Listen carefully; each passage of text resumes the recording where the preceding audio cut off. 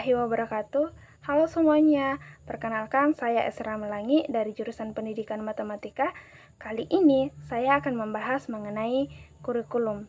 Nah, melihat kurikulum saat ini, saya ingin mencoba menjelaskan apa sih pengertian kurikulum, bagaimana sih sejarah kurikulum, dan apa perbedaan dari KTSP, K13, dan kurikulum merdeka.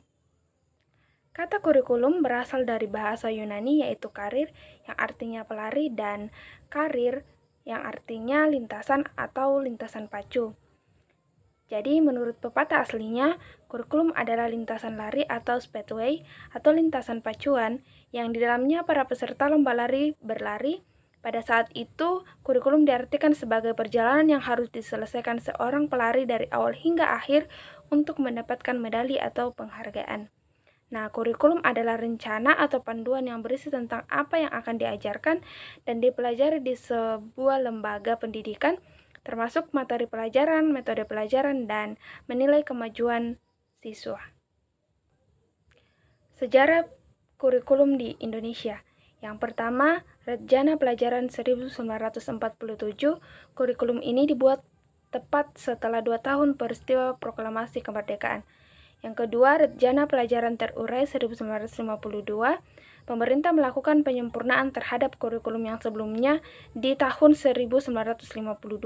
Yang ketiga, Rejana Pendidikan 1964, dalam kurikulum ini fokus pada pengembangan moral, kecerdasan emosional atau artistik, keterampilan, dan jasmani. Yang keempat, kurikulum 1968, kurikulum ini memiliki ciri materi dari jenjang pendidikan rendah memiliki korelasi dengan jenjang pendidikan selanjutnya. Nah, pada kurikulum ini dimulai sistem penjurusan di kelas 2 SMU atau kelas 11.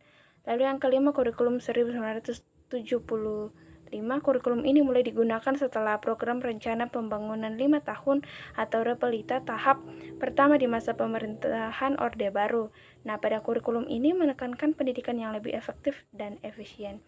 Yang keenam, ada kurikulum 1984. Ini terjadi perubahan kurikulum di Indonesia karena kurikulum sebelumnya dianggap lambat dalam merespon kemajuan di kalangan masyarakat. Yang ketujuh, kurikulum 1994 dan suplemen kurikulum 1999.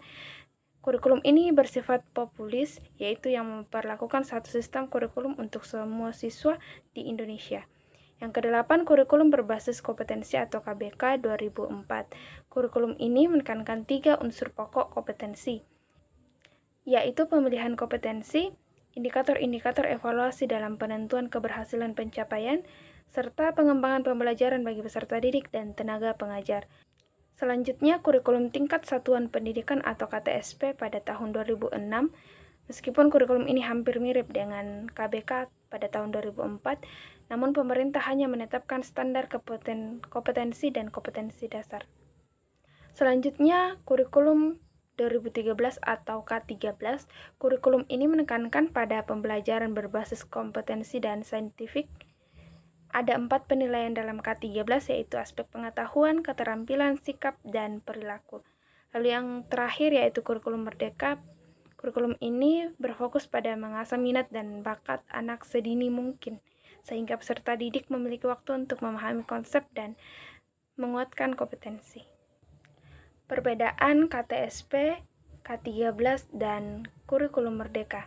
Perbedaan utama dari ketiganya adalah pendekatan, fokus, dan tingkat otonomi yang diberikan kepada sekolah dalam pengembangan dan implementasi kurikulum.